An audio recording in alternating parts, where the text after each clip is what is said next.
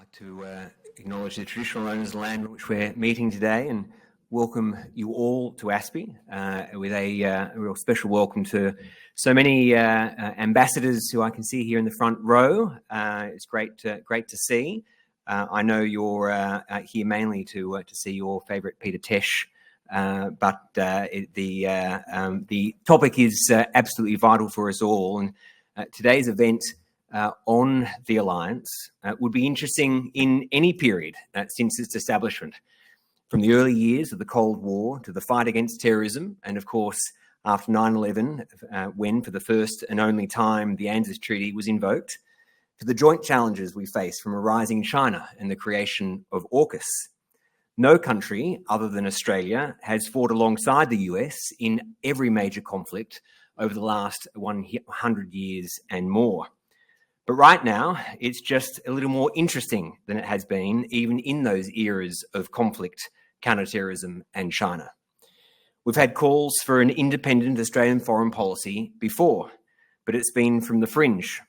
The question today is, are those previously on the fringe now coming towards the middle or even mainstream? And what next for the Alliance? Continuing to work together to address common external threats, knowing we each bring strengths to aid our collective security, or only coming together to pursue our respective national interests and trying to extract individual advantages? Or will it just have to be both? We are fortunate to have such an esteemed panel of genuine experts here with us tonight, Australians, Americans, and dual citizens, all who care about both countries and our futures. And we're brought here today because of an excellent report, Alliance Future, Rewiring Australia and the United States, edited by Carnegie's VP, Feigenbaum, and several of the authors make up our panel. The report said, ultimately, the US-Australia alliance has a crucial distinction that every other American partnership or connection in the Indo-Pacific lacks. Bluntly put, Australia, more than any other country, is best positioned by shared history, interests, values, and impulses to join the United States as the first mover in fashioning solutions to real-world challenges. Very well said, Evan. That report and this panel come at a critical time in not just our alliance, but for the world order that has been well served by all of America's alliances. The US president has said it was time to have frank discussions about the fact that, quote, other states are not carrying their fair share of the burden. The president said, we must be very careful to protect US interests. Our balance of payments problem is serious. It is not now under control and it must be righted. He said, we cannot continue to pay for the military protection of Europe while the NATO states are not paying their fair share and living off the fat of the land. We have been very generous to Europe and it is now time for us to look out for ourselves, knowing full well that the Europeans will not do anything for us simply because we have in the past helped them. We must exploit our military and political position to ensure that our economic interests are protected. One of our big tasks is to persuade our colleagues in Europe to increase their defence forces. While recognising the military interests of the free world, we should consider very hard the narrower interests of the United States. Now, that all sounds like everything else we've heard in the last few weeks. But everything I just read was in fact said by President Kennedy in January 1963.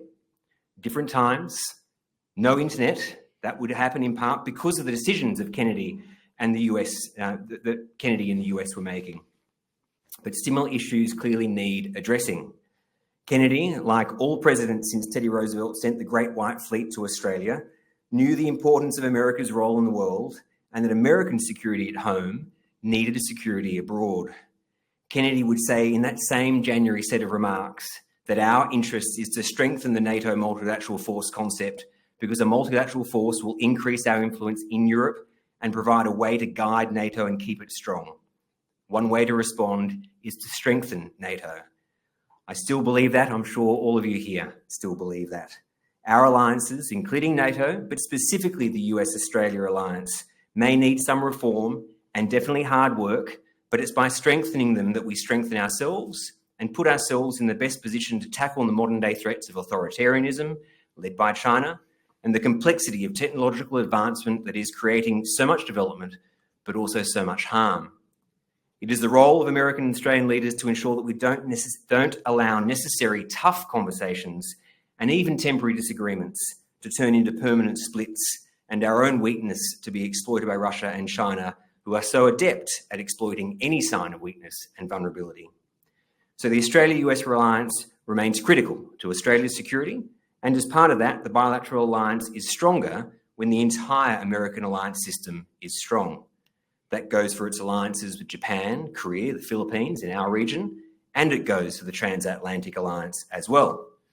I look forward to hearing if the panel agrees, disagrees, or has completely different analysis. And I take this opportunity with all of you here to foreshadow some upcoming ASPI analysis on issues directly affecting US and Australian interests, including research covering China and security, or perhaps that should be insecurity in the South China Sea. But with that, it's my pleasure to hand over to Amy Bagia of Garno Global and an ASPI Senior Fellow. Amy is well placed to moderate and facilitate this great panel, given her extensive experience in the US government, including on the National Security Council, and of course, her time here in Australia in more recent years. Amy, over to you and the excellent panel. Thanks very much.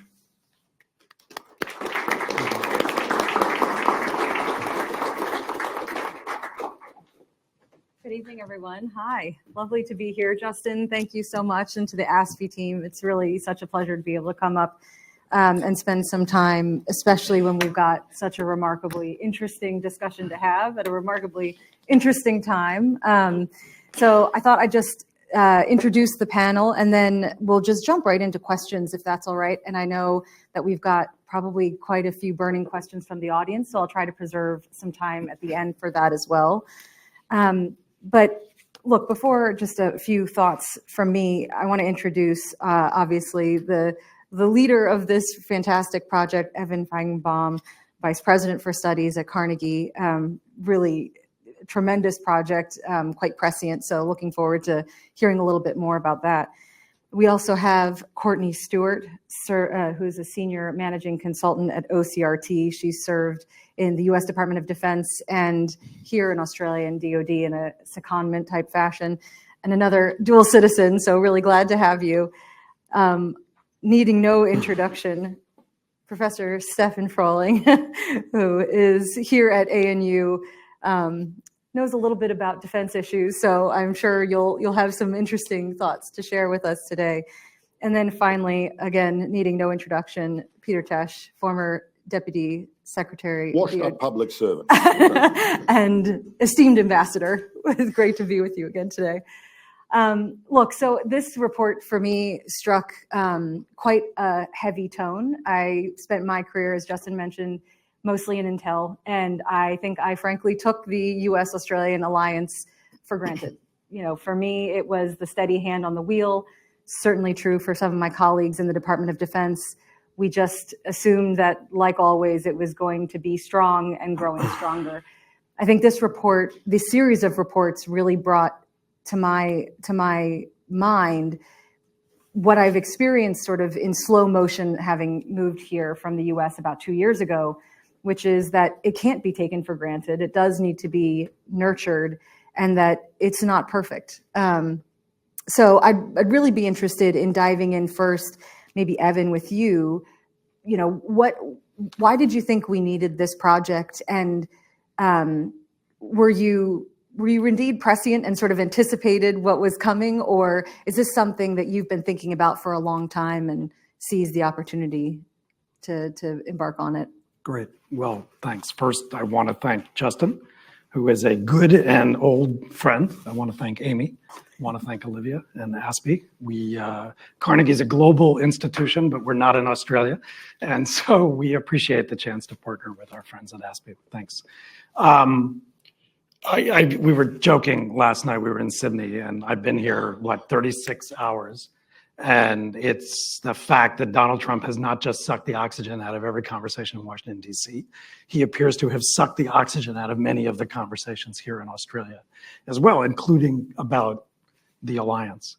But it's not a serious proposition to just shunt him to the side and say it's just business as usual. But a multi-generational alliance does not go poof in 7 months. And this alliance has a lot of history and a long track record of success. It's a 70-year alliance if you date it from Menzies and the ANZUS Treaty. It's an 80-plus year alliance if your reference point is Curtin and the decision to look to America. And it's actually an interesting analogy because when Curtin talked about looking to America, it was a moment when Australia faced an acute security threat and discovered that going it alone was not an option. There was no British capital fleet sitting out in this part of the world that was going to defend mainland Australia. And so naturally, for self-interested reasons, not necessarily because of sentiment, it made sense for Australia to look to America. And it's not exactly analogous to the moment today, but there's something to that given some of the hue and cry about the alliance. We started this project about a year ago, and we wanted to do a deep dive for a couple of reasons. The first is we thought there was, as you were implying, Amy, in your comment, a lot of rah-rah about the alliance, naturally, but that even though there were a lot of people, particularly in elite circles, who were working hard on the defense-related issues, we had often elided some of the harder operational questions that we really need to confront to meet the requisites of deterrence, defense, and potentially warfighting for high-intensity conflict in the Indo-Pacific, which is what we may be facing. We were eliding questions like, for example, how to divvy up roles and missions in the context of potentially coalitional warfare. There's always a lot of talk rhetorically about fighting shoulder to shoulder since 1918, since the Battle of Hamel. Justin said it in his introduction, we fought shoulder to shoulder for a long time. But this set of operational questions about how to divide up roles and missions, we've really elided many of those questions. There's also, as Peter's chapter on strategy with Matt Sussex shows, a little bit of a different emphasis on the geographic locus of conflict. For the United States, particularly for war planners, Taiwan Strait is the alpha and omega of virtually everything in defense planning. It's not the only thing, but to use my phrase from before, it sucks the oxygen out of a lot. But whether it's the Defense Strategic Review or national security strategies, defense strategies, a lot of the geographic locus of Australian strategic focus has been closer to Australia. And so that gets to these questions also of how to divide up roles and missions. So we assembled an all-star team, some of whom are here. We're missing Jen Jacket and Matt Sussex and Stacey Pettyjohn. But we wanted to take a look at some of these areas, regional strategies and how to concert them or not, and what the operational requisites of that were going to be, force posture, which Stephan took a hard look at. These force posture initiatives are often not given their due. About deterrence, people talk a lot about AUKUS, but the timelines are long. But the force posture initiatives, Marine Rotational Force in Darwin, Submarine Rotational Force West, a lot of the other things that are happening actually can have shorter and nearer term effects on deterrence. But as Stephan shows in his chapter, there are a lot of questions that haven't been answered there either. We took a long look at alliance roles and missions, defense, science, technology, and innovation. Some of the accelerator initiatives in Australia, how that might fit with the Defense Innovation Unit in the United States. And so there's a lot going on here, and I encourage you to read it, and you'll hear from some of the authors of the chapters. But what I would say, and it's very prescriptive, by the way, but there are a few top lines I just want to highlight. A lot of these, frankly, because I'm American, were directed at Washington more than at Australia. One, and it really comes through in the regional strategy chapter, is that for all the Americans like to scream China in a crowded theater, screaming China by itself, as in many other alliance relationships, doesn't cut ice sufficiently on a lot of the operational questions we need to answer. Because often the diagnoses are the same, but the prescriptions diverge, to use a medical metaphor. But also because, as Peter and Matt in particular argue in their chapter, no Australian government is going to pre-commit or outsource sovereign choices about where to deploy Australian forces. And because so much of the emphasis in the defense community in the United States is on integrating Australia and forces in Australia into US war planning, that raises a set of sovereignty issues and issues of pre-commitment that, whether it's Labor or it's the coalition, are not going to be so easy for Australians to address politically. But Americans, as you were saying, tend to take that for granted. And I also think a lot of the pluralism in the Australian strategic debate that Justin alluded to, not so subtly, is completely lost on people in the United States. On the Australian side, we have a lot of messages too. Most of them are prescriptive. Some of them are very weedy. Particularly, you can look at the Defense Science and Technology chapter as one example, where Australia's made progress but is falling short in some areas. But what I'd also say is that some of that debate about defense of mainland Australia elides the fact that Australia has interests that are geographically further out. It's a maritime power. So some of these defense of homeland strategies elide that set of questions. And what's more, it's hard to hold enemy forces at risk if they have range advantages that are beyond your capabilities. And we get into that in the report as well. So long story short, we're, as you were saying, I mean, we're for the alliance, but we think if you care about it, then it's high time to confront some of these, because what we're worried about are expectation gaps. And when Australians and Americans in an alliance this close bump into that set of expectations gaps, it's better to deal with them on the front side rather than on the back side, and particularly not in a crisis. And so that's what that's essentially what we were trying to do at the top line. Yeah, fantastic. I think that inspires quite a few questions, but I wonder if we might start sort of at the strategic level. And you mentioned, Peter, that one of the things that you were dealing with in your report was really about the need for regional strategies, not just national strategies. And I'm curious that, sort of given the geopolitical context that we're in, and quite specifically given sort of these challenges about the diversity of opinions and views in Australia versus the United States, how realistic do you think a regional strategy is? Has your opinion changed since writing the report? And if it still holds, how do you think we get there? Wow, okay, that's easy in about 2 minutes, 4 minutes.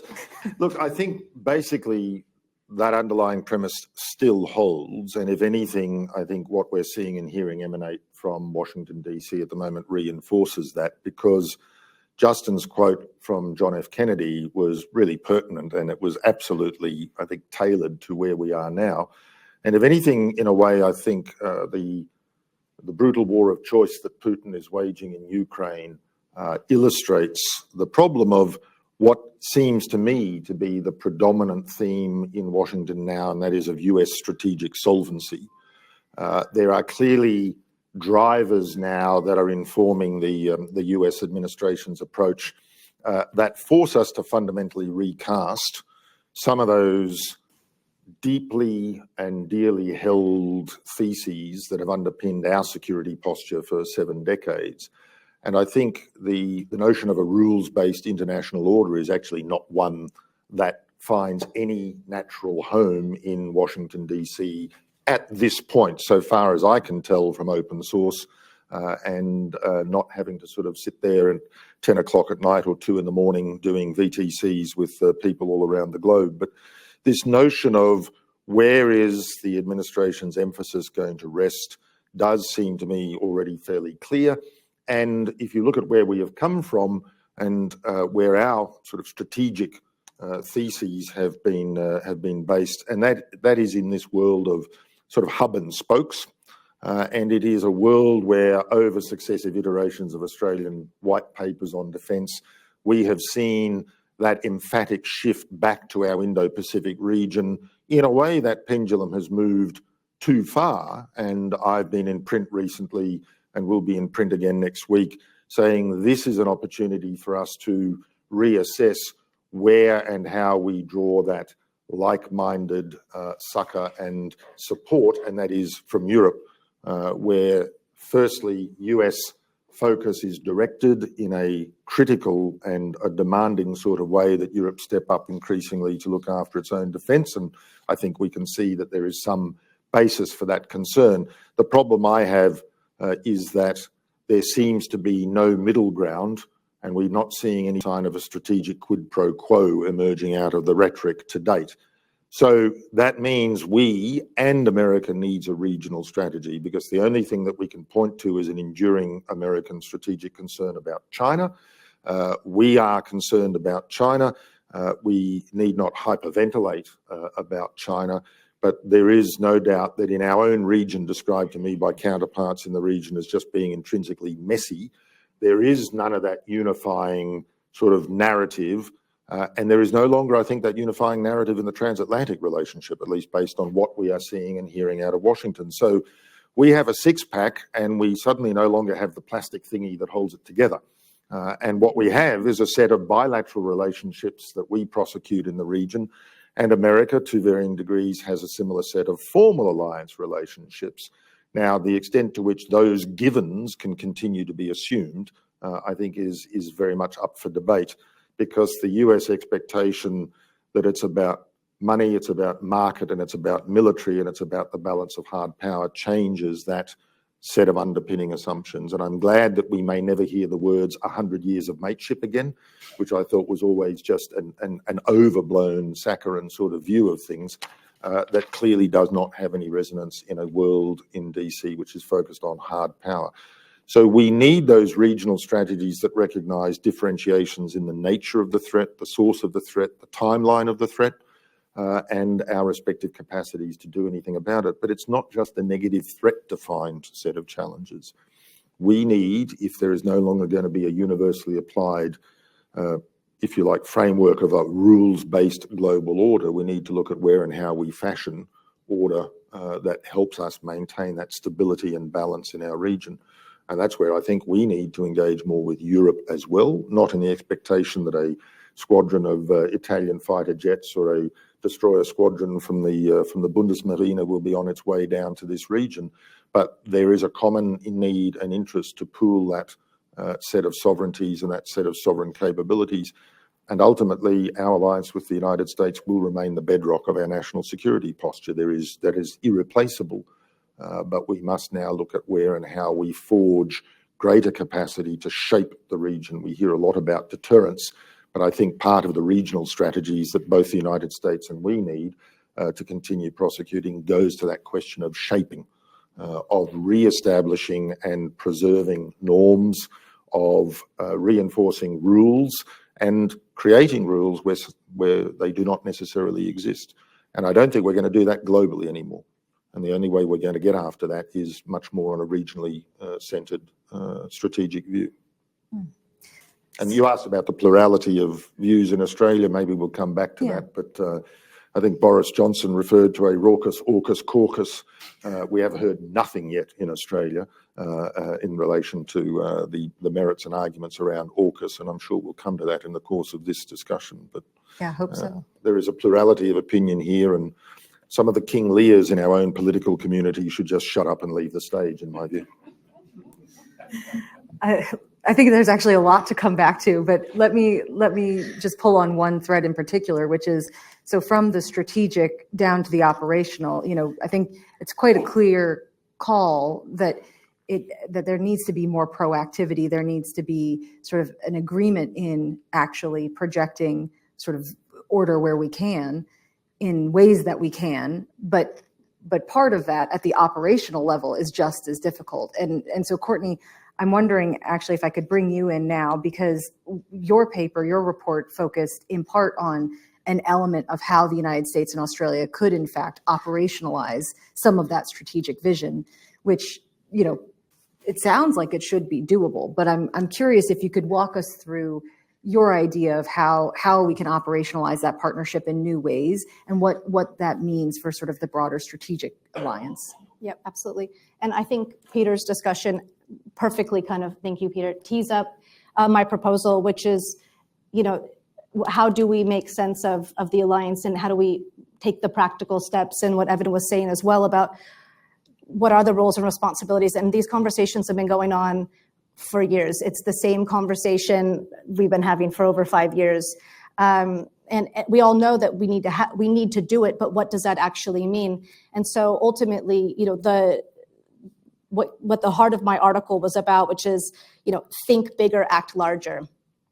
We just need to be so much more ambitious in the way we want to move forward. And so, basically what I'm proposing is that deterrence is not a solo endeavor in the Indo-Pacific, that it cannot just be led by the United States, especially not in this current administration. We're also relying on outdated, fragmented models of partnership. We're still relying on the U.S. hub and spoke model, which is, America at the center, and the spokes are the individual alliances. And we're really moving in the direction of, you may have heard of a lattice work of partnerships and minilaterals and multilaterals, and I'm sure Peter can attest to, being driven to 50,000 different meetings and individual partnerships. And there's the Australia-Japan partnerships, and there's the US-Australia-Japan partnership, and then there's the Australia-Korea partnership. And there are so many partnerships, and you're going to so many meetings, but what we don't have is that way to bring the spokes together and a mechanism to bring all of these individual amazing efforts together into something collective, working together and actually really operationalizing, what matters to you, Norway, what matters to you, South Korea, where do our interests align, and how can we operationalize that? Anyways, I'm getting a little bit ahead of myself, but basically what I'm calling for is a multinational combined joint force in the Indo-Pacific. And I believe it should be led by the United States. And in many ways, it leans on the NATO framework nations concept, that you rely on a nation that has the network, it has the institutional structures available, it has the command and control for Australia to plug into, to Japan to plug into. Efforts are already going that way with Australia and Japan. And it allows us to systematize and create a structure, a mechanism for all these nations to plug into, working towards things like combined task forces on issues that where the interests align. So, for instance, some of these interests could be things like a task force for MISO, maritime security operations, in a very specific geographic region. It could be something like an expeditionary joint force where you would have combined efforts constantly training together and exercising on a consistent basis. What it causes and what it forces these countries to do is say, how do we want to plan for this? What is the combined command and control for this as well? And what is the strategy that we're all working towards?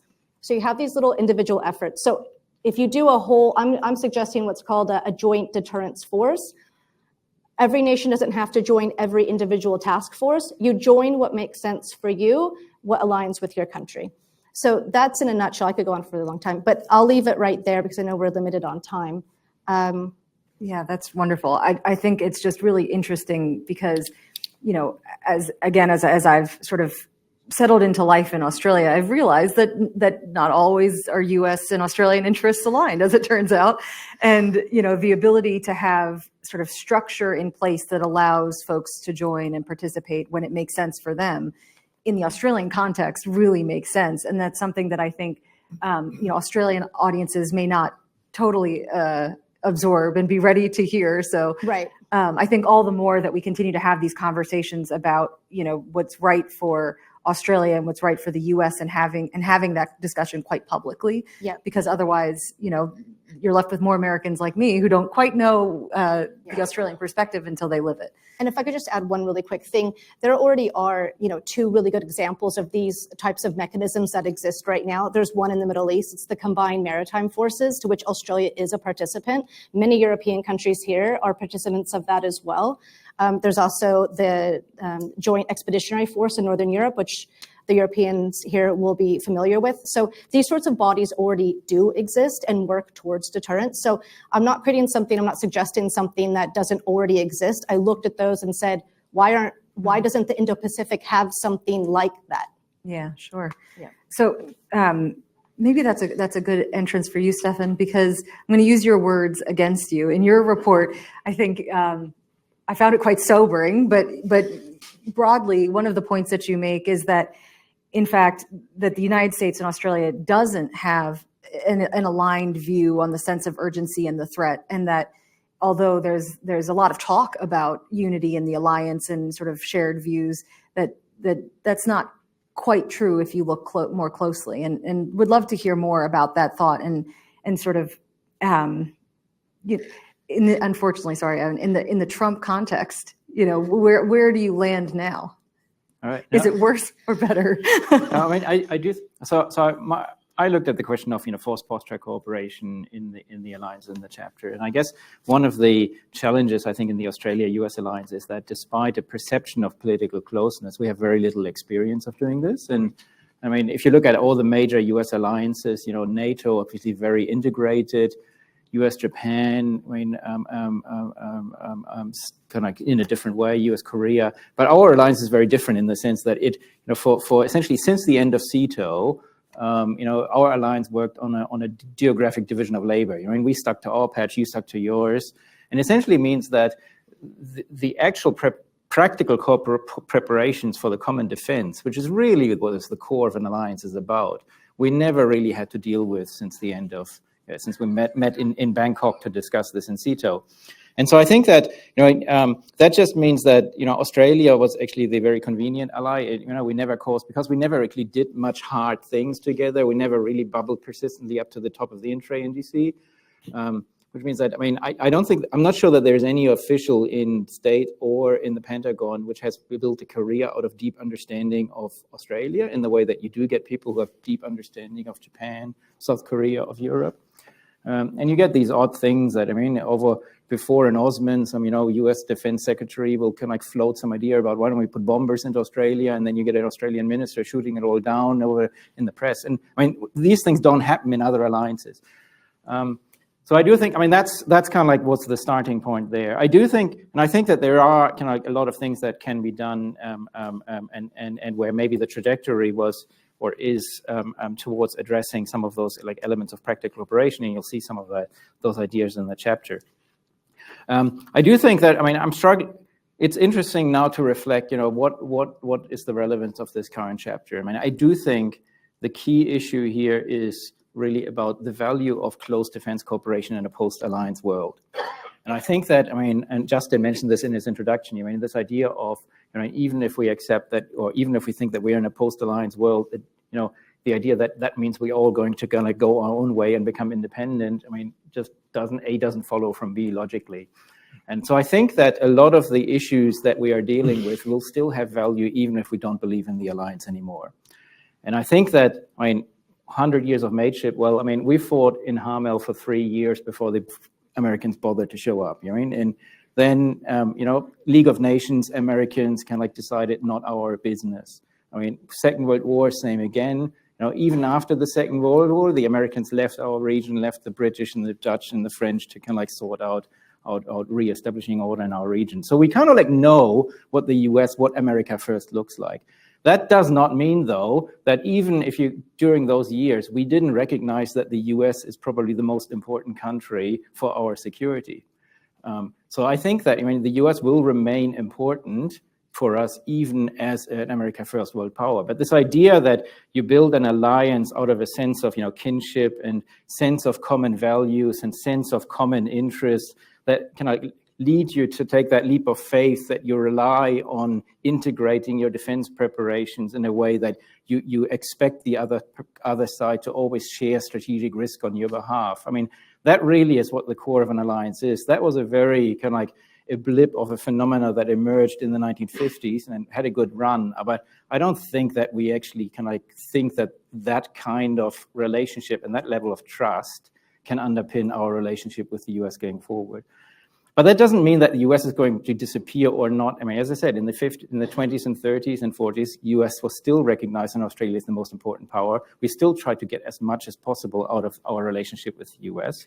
And I think that in that sense, the answer is not to kind of cut off our nose to spite our face and say, we're not going to deal with the US anymore. In many ways, how to build practical relationships will actually become even more important, because that's the thing where we can get whatever we can get out of that relationship. So I think, identifying common areas of interest, building up US assets in Australia that are of value to the US and that can be traded, that we can hold at risk, if you like, in many ways, and that give the US a stake. Those kinds of logics still apply, and I think will become even more important for us in that kind of relationship, exactly because I think the basic trust that we actually share a common outlook and common values and on common perception of strategic risk is probably, I think, something of the past. So, and I think that in that sense, there is still value in getting as much. I think there is still value, somewhat counterintuitively, in getting closer, even if it's on a very different with a very different outlook. I do think that there is still scope in exploiting the American or working with whatever will be there in the second Trump administration, and willingness to work more closely with allies and maybe shift resources into the Indo-Pacific. I'm not sure how much that's actually going to happen. But I think that we're now going to have to start thinking about this in terms of, how are we positioned, what countries can we work with, what can we get out of what country in a post-alliance world, probably in a post-Taiwan world, because I think that is certainly going to be something that will be increasingly hard to ignore. What actually is the foundation of our security if the US alliance system breaks down and essentially we have a Northeast Asia dominated by China? Where will the Chinese draw the line? We will want to make sure that we're on the right side of that line. I think the US with different industrial capacities, intelligence, those kinds of things will still remain important, but other countries as well. And I think that, Europe is something that at our peril we would ignore in that sense. And I am worried about the current debate, saying that Europeans should do Ukraine, why do we engage ourselves? We should focus on our patch. In many ways, I think European countries as a collection of middle and small powers that don't have the benefit of a large ocean between them and the big predators, have a lot more common outlook on what security mean in that future world than us and the United States. So one of the things that I do discuss in the chapter, for example, is to leverage, Australia-US force posture cooperation to increase and build a more political institutional framework for increasing and regularizing European deployments for things like pitch black, including for crisis signaling. I do think that those kinds of things will remain important in a post-alliance world, because certainly, next year, if we have pitch black, and last year we had record European participation with dozens of aircraft. If nobody shows up next year, we're going to feel fairly lonely, regardless of how many Americans are going to be there. So we'll just leave it at that. Peter, did you want to come Oh, in? look, I'm just conscious of time, but just Stephan's point there about alliance. I think it's an interesting question that we do need to pose to ourselves. What constitutes an alliance? And references to post-alliance worlds sort of made me start to feel a bit uncomfortable in the chair. When I reflect on my experience in the Russian sort of Soviet era and arena, there is no concept of alliance as a positive thing, as an amalgam of countries that share values, that share strategic objectives, that share accountabilities and mechanisms and constructs. It's like the old joke in Russian when you're invited to adopt the familiar mode of address, as in vous and tu and sie and du in German. That's a real crossing of a socio-cultural threshold. And the joke in Russian is when somebody invites you and says, let's be friends, the response is great. Against whom? And that to me is an interesting thing for us all to reflect upon. What constitutes an alliance? Because it's not a self-serve menu anymore, as far as I can make out from what's coming out of DC. We can't avail ourselves of military cover and umbrellas from the United States and avail ourselves of the market and just say we don't want to be part of anything else. And Singapore has lived that experience and describes itself as an a la carte sort of selector.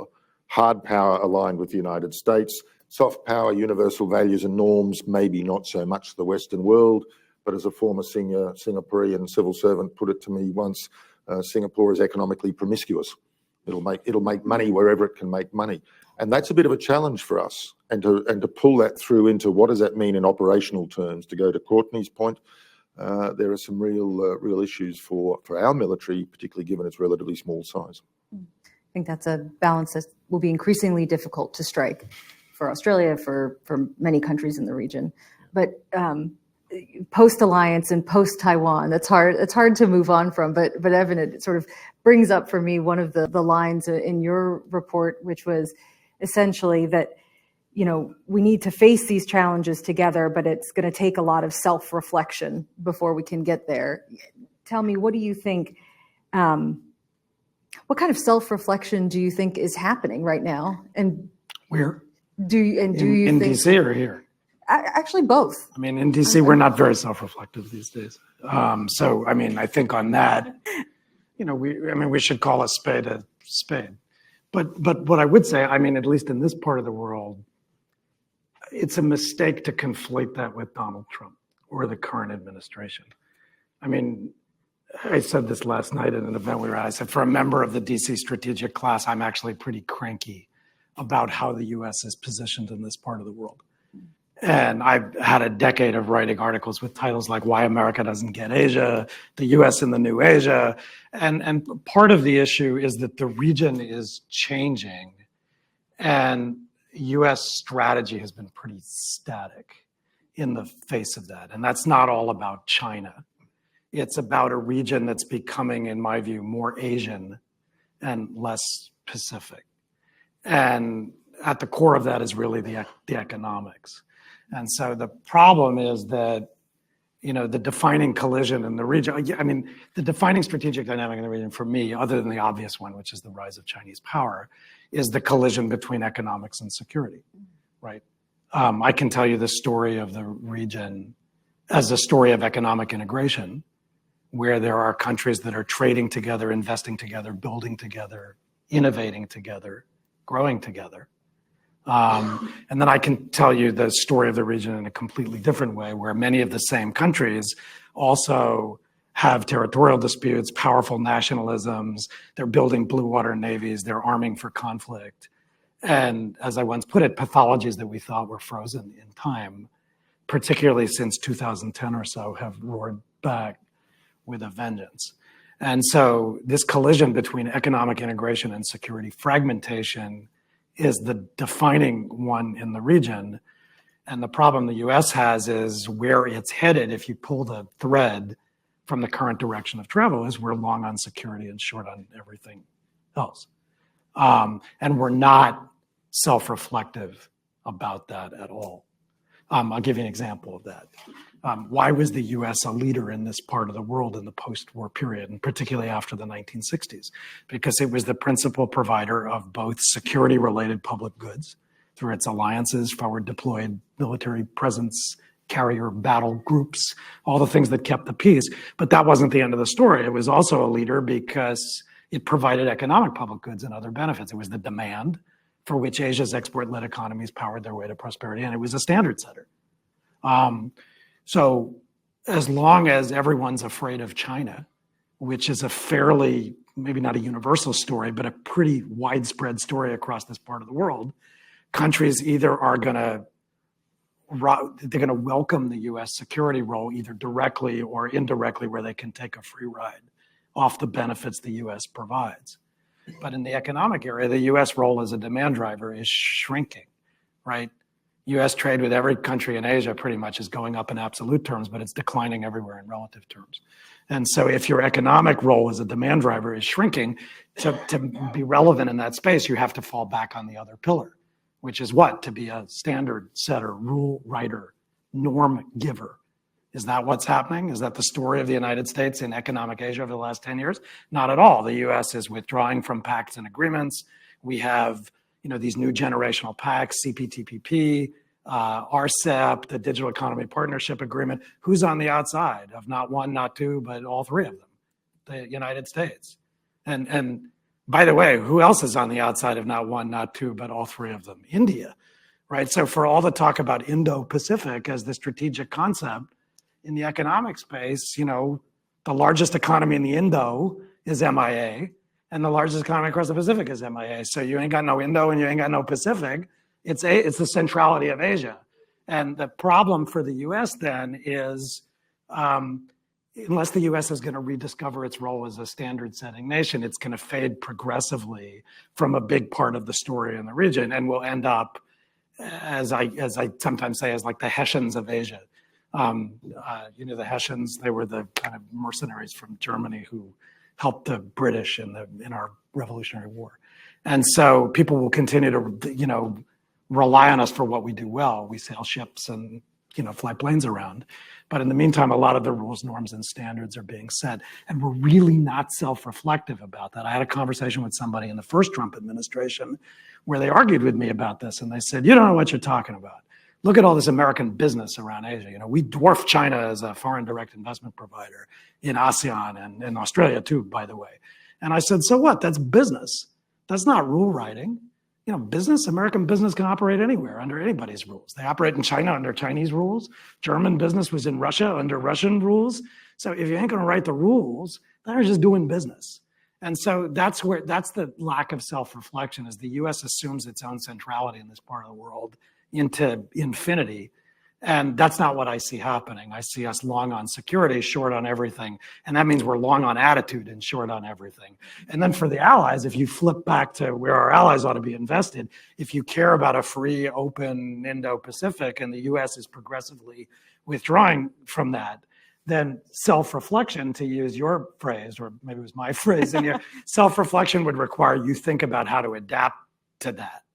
It's not a post-alliance world, because we're not talking about security alliances, and it's not exactly a post-American world, but it's a much less American-centric Asia. And in CPTPP, we got one answer to that. The US withdrew, and the other 11 got together, and neither the US nor China, who were supposedly the heavies, ended up inside the tent. So that's one example, but it's not sufficient.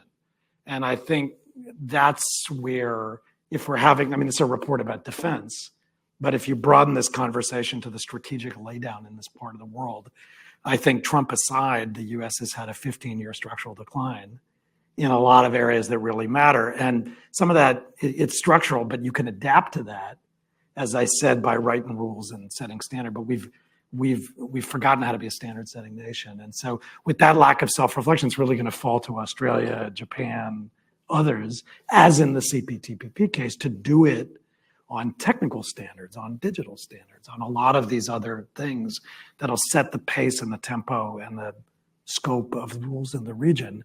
But that's hard because in a lot of those areas, to be blunt about it, the democracies are not on the same page, right? The digital stuff is an example, like, India, cross-border data, open data, like India, Korea, they're not really on the same page as the US, much less GDPR. So if the democracies are not on the same page, then it gives China a vacuum into which. So that's that. If we broaden it from the alliance and we just think about what kind of region we want to live in, I think there's going to be a premium for Australian leadership with other spokes, as you put it, partly because the US is focused on other things and not very self-reflective about its own power. I think that's just such an important point, broader than just the defense conversation, but relevant there too, that with Trump's America First policy, there really is an important opportunity for Australia to take the leadership role in many of these issues. I think about critical tech, I think about sort of alliance building, as you said, or norm setting. All of these are areas where, absent US leadership, there should be a country like Australia filling that void, taking the reins, doing the hard work of self-reflection and sort of leadership that maybe the US is not, at least right now, focused on. Yeah, the other reason is because, frankly, the US is all about China right now, and we're conflating strategy in the region with dealing with this Chinese challenge. And number one, that's not the end of the story in the Indo-Pacific, but second, it's not where a lot of even our allies are positioned. And that's what gets to the kind of prioritization of how we think about strategic priorities. I was joking, it was kind of a joke. I was telling a story about a former boss of mine, Rich Armitage. And Rich used to say, if you want to get China right, you got to get Asia right? Shape the strategic environment around China.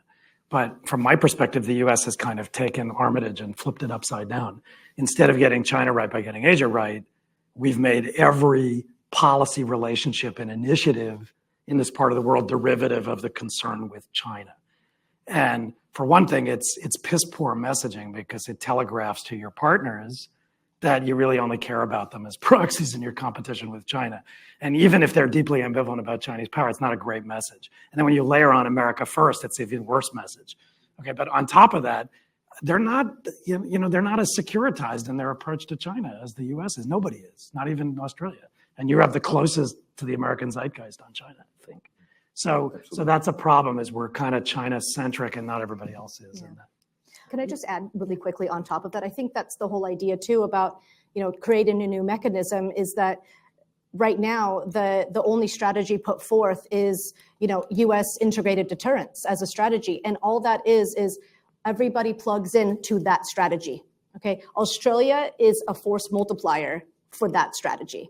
Where do we create a structure and have a strategy that enables us to say, this is what matters to us, this is how we want to deter? So, and I think it's, if you're gonna, I don't know if we're in a post-alliance world, it's, I don't know if I'm ready for that, but if we are moving towards that, which we could be, I think it's an era of coalitions. That is the future. And there's some good writing out there right now about that.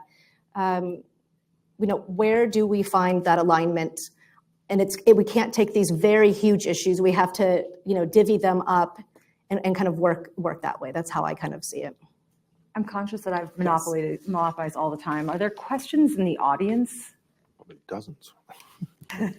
Don't say it's a post-alliance world, because we need you to read this report on the alliance. If it's a post-alliance world, we just toss this thing. I know this isn't a shy crowd, so I know some of you've got questions for the panel up here. Yeah, the brave first. Actually, there's a mic coming your way. Why not? I've got the accent for it. All right, another dual citizen here. My name's Adam. Question pertaining to recent changes within the Defense Department and how that interacts with defense science and innovation. They've cut fairly substantially significant parts of defense's science research infrastructure, including the Minerva grants, et cetera.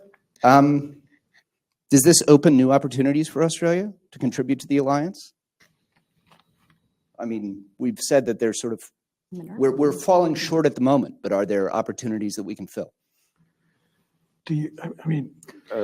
Well, Minerva's not the best proxy because it's social science grants. But I mean, I think there's a whole chapter in here by Jen Jacket, who's gone into government service, so she's not with us. But it really is designed to prescriptively offer some direct answers to that very direct question, even without the Doge and the Trump cuts. Because her argument in the chapter is essentially we're falling short, and this is not all it can and should be. And she puts she seems to put a lot of the onus on Australia, so maybe Peter should comment on this. But she looks at things like, the ASCA, the Advanced Strategic Capabilities Accelerator, which is sort of an analog to the Defense Innovation Unit in the US. She has some ideas about how to mesh them up. She raises some structural issues. If Australian defense is a lot smaller than the US Department of Defense, so if you have a monopsony customer and you're talking about small firms, I think it's something like 93% of the Australian economy is small and medium-sized firms. So you don't have these big defense behemoths.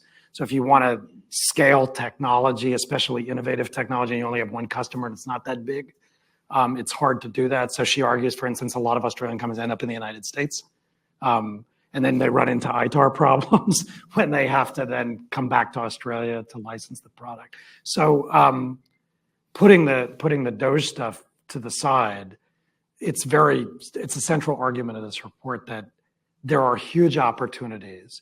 And the Trump stuff aside, there are also opportunities because it's not just about defense procurement. There's a lot happening in private sector firms. I think of Anduril on the undersea capability, how VCs are getting more into the defense space. And Peter just had a piece the other day on AUKUS Pillar 2, which is really not just about the submarine, but about some of it. So you might want to comment on that. Just very conscious of time, and it's 2 years ago that I left government service and it was all working fine at that stage. But one of the problems we have in this country is everybody, as I said in this piece I wrote, AUKUS 2 Pillars, 3 Fallacies, everybody thinks chanting AUKUS causes a stone to roll back from the cave and rivers of gold flow and we all put on sunglasses against the gleam of light reflecting off the piles of treasure in there. I mean, that's just nonsense. The simple fact is we're 58,000 people in uniform in a population of 27 million, a capital needy economy. And what we need is ambition, but realism about where and how do we plug in and connect. And I think actually the understated dimension of AUKUS Pillar 2 is the bit that we don't see a lot of, and that is, to Evan's point about ITAR, the focus of Pillar 2 is not on process. The focus is on getting after niche war-fighting enhancements for capabilities, not just for the ADF, but for the other militaries. And to do that, we've got to get that expanse of the industrial base, and that includes the R&D sort of sector. So this is not at the expense of any country's industrial base. And the thing that struck me when I was in DC in September 21, as somebody once said to me, you must say I was there at the creation, because I was there on the day of the AUKUS announcement on the back of the OSMIN talks, or just on the eve of the OSMIN talks. The US primes we were talking to were desperate to see the expansion of this industrial base and this collaboration, because their message was, we can't do this on our own. And in the R&D area, I think there's been quite a serious evolution in the way we approach this. And in fact, for other reasons, I was just privy to a conversation yesterday in defence about what is happening with ASCA. And I came away much more impressed from that than I had been 2 years ago, because I think it is really with the focal effort that is directed through AUKUS Pillar 2, it is really helping us seize those areas of initiative. Evan mentioned subsea sort of activities, undersea warfare. But we don't have a big grant base. We don't have a big industrial base. We have some cleverness. But if we have to account for every time somebody has a woke toilet sign in their university research area, and that's going to lead to the cut of US funding, well, that's not a really smart move if you're interested in broadening the regional approach to tackling challenges. Thanks. Sorry to lower the tone. Do you want to come in? I think we've maybe got time for 1 or 2 more questions at most. I heard a cork go a moment ago. Yes, please, in the back. Thank you. Conscious of time, I'm interested in the economic security nexus that Evan in particular was drawing out. Pragmatically, what should Australia be looking to do with the US to counter China, and particularly with reference to that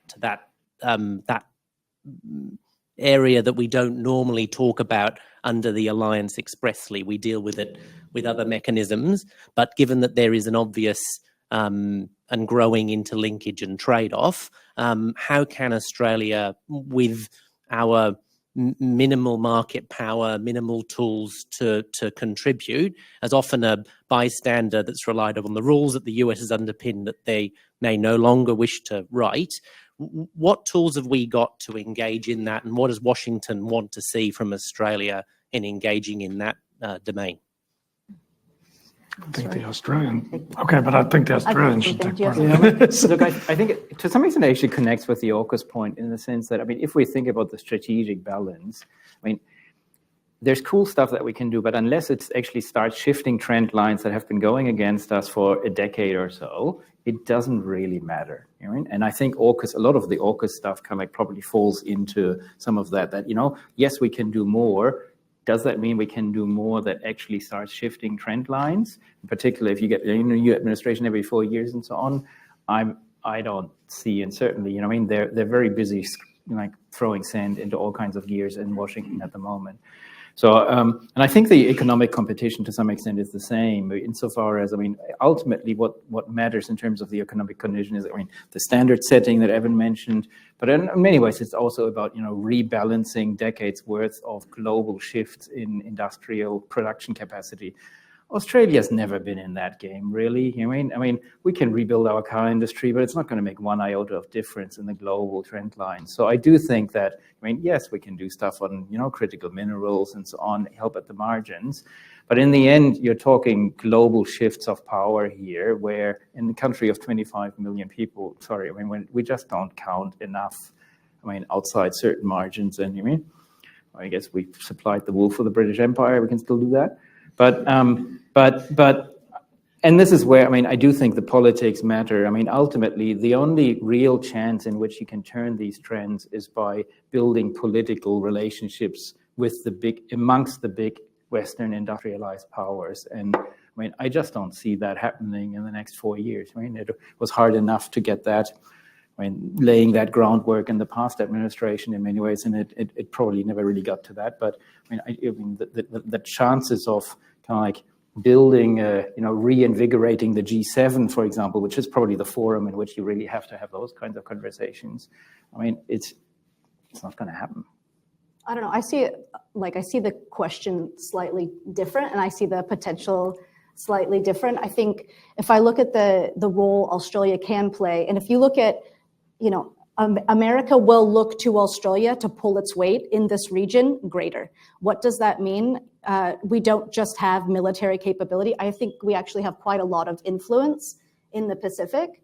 And I think that's a place where you can push that quite a bit. There was the recent treaty with, I think it was Vanuatu. Do I have that right? I think it was with Vanuatu. I apologize to Vanuatu if I'm getting the country wrong, but it would have been about a month ago. And so it's these sorts of examples of where Australia can lean into these sort of treaty arrangements with the Pacific nations, and we can get a foothold there. And so to me, if you look at competition, and I've said this a few times, competition in my mind is not just great power competition. Everybody is competing for influence, right? We have to look at it not as outsiders being affected. When I say we, I mean Australians looking like we're outside of something and we're just affected by it. No, we have to be competing for influence for our interests separately. So that means getting a foothold in countries that we have alignment with and forging those relationships so that we become a preferred partner and not somebody like China. So I think those are small but very impactful ways that we can make a difference. Excellent. I know we're over time, so I don't get in trouble with Justin. I might call it there, but I think there's lots to talk about further. So I'd love to continue the conversation sometime in the near future. Thank you for the fantastic report. Really, really wonderful questions raised and interesting ideas posed. So really appreciate it. Thanks for being here today. Justin, ASPI, thanks for hosting. Thank you all for coming. Thanks Really for coming. appreciate it.